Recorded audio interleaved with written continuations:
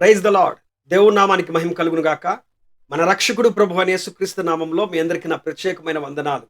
అనుదిన మన్నా అనేటువంటి యొక్క ఆధ్యాత్మిక కార్యక్రమానికి ప్రభువైన యేసుక్రీస్తు నామంలో మిమ్మల్ని ఎంతగానో ప్రేమతో ఆహ్వానిస్తున్నాను. ఈ కార్యక్రమం ద్వారా మీరెంతగానో బలపరచబడుతున్నారని నేను నమ్ముచున్నాను. ఈ కార్యక్రమంను వింటున్నటువంటి మీకు ఒక చిన్న రిక్వెస్ట్ ఏంటంటే సబ్స్క్రైబ్ చేయండి. అట్లాగే ఇతరులకు షేర్ చేయండి. దానివల్ల దేవుని యొక్క వాక్యం బయటికి వెళ్తుంది. అనేక మంది దేవుని యొక్క మాటలు విని కొద్దిగా అయినా సరే ఆదరణ పొందుతారు, దేవుని వైపు త్రిప్పబడతారు. నేటి ధ్యానాంశము 105వ కీర్తన 4వ వచనము.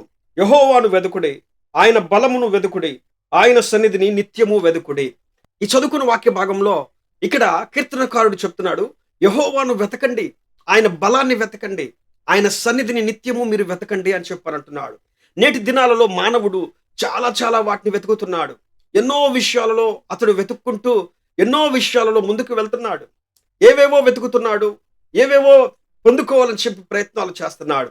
ఎన్ని వెతికినా, ఎన్ని రకాల ప్రయత్నాలు చేసినా తన వెతుకులాటకు గమ్యం అనేది తెలియక చాలా బాధపడుతున్నాడు.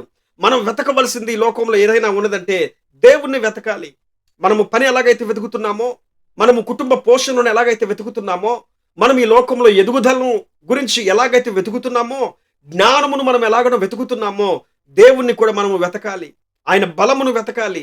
ఆయన సన్నిధిలో నిత్యము కూడా ఆయన మనం వెతకగలిగితే ఆయన మనకు దొరికేటువంటి వాడు, ఆయన మనకు తగిన రీతిగా సహాయం చేసేవాడు.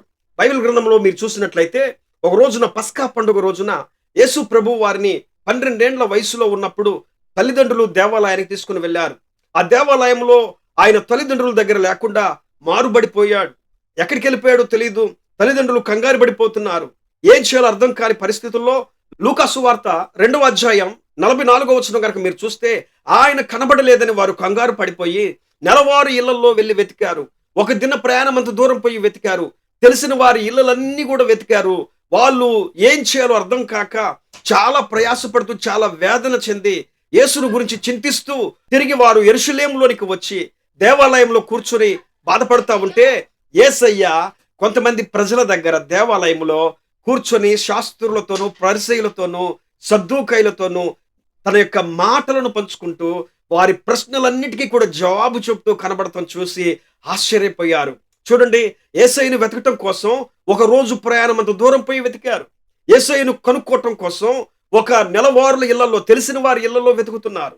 యేసును గురించి తెలుసుకోవటం కోసం, ఆయనను వెతకటం కోసం వారు చాలా దూరాలను వెళ్ళిపోయి చాలా మంది ఇళ్లలో వెతికారు. కానీ ప్రయోజనం లేకుండా పోయింది. ఆయన ఎక్కడ కనబడ్డాడు? దేవాలయంలో కనబడ్డాడు. ఈ రోజున మనకు దేవుడు ఆయన సన్నిధిలో వెతకగలిగితే ఆయన మనకు తన వాక్యము ద్వారా కనబడేటువంటి వాడు, తన దర్శనము ద్వారా కనబడేటువంటి వాడు, తన యొక్క విలువైనటువంటి సత్యాల ద్వారా ఆయన మనకు కనబడేవాడు. ఆయన మనతో మాట్లాడేటువంటి దేవుడు. దేవుణ్ణి మనము వెతికేవారిగా ఉండాలి ప్రియులారా. కొంతమంది డబ్బులో వెతుకుతా ఉంటారు, కొంతమంది వెండి బంగారాల్లో వెతుకుతా ఉంటారు, కొంతమంది లోక జ్ఞానములో వెతుకుతా ఉంటారు, కొంతమంది వ్యర్థమైన వాటిల గురించి వెతుకుతూ ఉంటారు. కానీ ఎక్కడ వెతికినా దేవుడు నీకు కనబడడు. ఆయన సన్నిధిలో కన్నీరు కార్చి మోకరించి ప్రార్థించగలిగితే ఆయన తన దర్శనమును మనకు అందించేవాడు, ఆయన మనతో మాట్లాడేవాడు, ఆయన మనకు దొరికేటువంటి వాడు. అందుకే యెషయా గ్రంథంలో 55వ అధ్యాయం 6వ వచనంలో ఒక చక్కటి మాట ఉంది. యెహోవా మీకు దొరుకు కాలమందు ఆయనను వెదుకుడి, ఆయన సమీపముగా ఉండగా ఆయనను వేడుకొనుడి అని చెప్పానని. ఇది ఆయన దొరికేటువంటి కాలం. ఆయన దొరికేటువంటి కాలంలో మనం ఆయన వెతికితే ఆయన మనకు దర్శనం అందించేవాడు, ఆయన మనకు దొరికేటువంటి దేవుడు. కాబట్టి ఆయన దొరికే కాలంలో వెతుకుదామా. కొంతకాలం రాబోతుంది, చాలా భయంకరమైన దినాలు రాబోతున్నవి. ఆ టైములలో, ఆ కాలాలలో మీరు ఎంతగా వెతకాలన్నా కానీ, మీరు ఎంతగా ప్రయత్నాలు చేసినా కానీ మీ కంటికి కనబడలేని పరిస్థితిలో ఉంటాడేమో దేవుడు. దైవజనుడు మీ కంటికి కనబడలేని పరిస్థితిలో ఉంటాడేమో. ప్రార్థన వాక్యము, దేవుని సన్నిధి మీ కంటికి దూరమైపోయే పరిస్థితిలో ఉంటాయేమో. ఆయన దొరుకు కాలంలో, ఆయన విరివిగా దొరికేటువంటి సమయంలో ఆయనను గనుక మనం వేడుకోగలిగితే, ఆయన సన్నిధిలో మనం వెతకగలిగితే ఆయన తన బలమును చూపించేవాడు, ఆయన తన ఆలోచన చెప్పేవాడు, ఆయన తన గొప్ప కార్యాలు చేసి తన యొక్క పరాక్రమ కార్యాలన్నీ కూడా చేసి మనకి చూపించేటువంటి వాడు. మన జీవితంలో ఎన్నో అద్భుతమైన కార్యాలు చేసి నడిపించేటువంటి దేవుడు. ఆయనను వెతుకుదామా.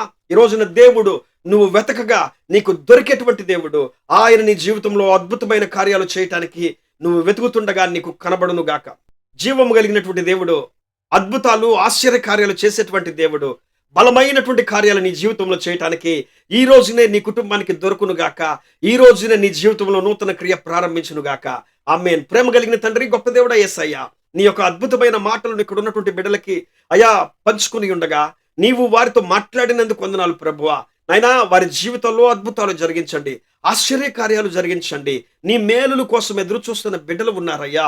నిన్ను వెతుకుతుండగా, నీ బలమును వెతుకుతుండగా, నీ సన్నిధిలో వెతుకుతుండగా నాయనా, దొరికే కాలంలో దొరికే దేవా యేసయ్యా, వారి జీవితాలకు కావలసిన రీతిగా సహాయం చేయటానికి మీరు దొరకండి అయా. మీరు హక్కునకు చేర్చుకోండి అయా. వారి గృహాలను దర్శించండి అయా. వీరి యొక్క కుటుంబ పరిస్థితులను మీరు చూడండి. ఆశ్చర్యకరమైన కార్యాలు జరగాలని, అద్భుతాలు జరగాలని, సూచక క్రియలు జరగాలని, మేలులు జరగాలని ఎంతో కాలం నుండి ఎదురు చూస్తున్న బిడ్డలు నా తండ్రి ఆశతో కనిపెట్టుకుని ఉండగా వారి జీవితాల్లో మీ గొప్ప కార్యాలు జరిగింపచేసి సంతోషింప చేయమని యేసు నామములో ప్రార్థించి అడిగి వేడుకుంటున్నాము పరమ తండ్రి. ఆమేన్, ఆమేన్. దేవుడు ఈ రోజంతయు మీకు తోడుగా ఉండి నడిపించునుగాక మిమ్మల్ని. ఆమేన్. అందరికి వందనాలు. Praise the lord.